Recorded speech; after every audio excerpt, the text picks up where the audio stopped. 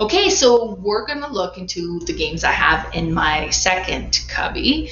And I've started these ones from the ground moving up. So in this one, we have Othello, Suburbia Collector's Edition, tanks, and blocks. So Othello is one I would consider to be like a classic puzzle abstract game.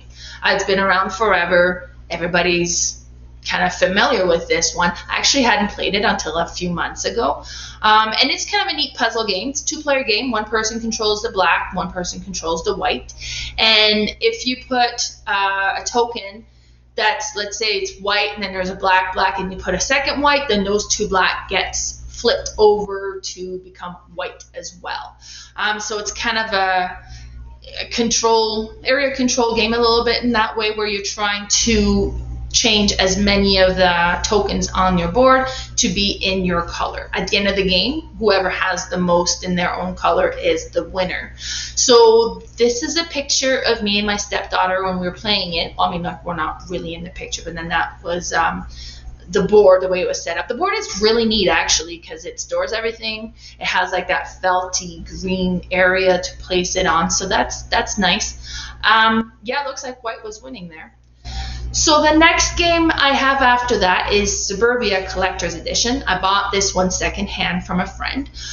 Suburbia is a game of where you're building a town. So what we did there is there's two players, and we had our kind of our player board back to back. So it looks like it's connected, but it's really not. So you buy different tiles that'll add on to your city. So whether it's residential, industrial, you can put lakes that will generate kind of just extra income, because you want to create income and get money so that you can buy more city tiles. But the way to win is in your population. So you want to be able to grow your city to have a larger population if you can. So this was the one here. So the town on the bottom of the screen, that was mine, and then Lee's town was facing him. And then that big green board that you have there, that's where you're tracking the population of your town. The thing with the collector's edition that's really neat is the storage solution. This game is massive. There's ton of components for it. I think there's a few expansion that's included in there. But the custom trays they've created to put everything together is just completely impressive. Actually, this picture here is on the side of the box, and it shows how everything gets back together to go into the box and how everything is stored. I find that when you get a game that has that many components, to be able to quickly pull it out and set up is key. It makes such a big difference. So this is Suburbia. It's a really neat game. Next one I have is tanks. I actually bought this one for my son because my son was big into tank models. He liked to put tank models together. In this game, it comes with a few models that you have to put together. So assemble, glue it together, then you get your little tanks, and then that's the component that you'll be using in the game.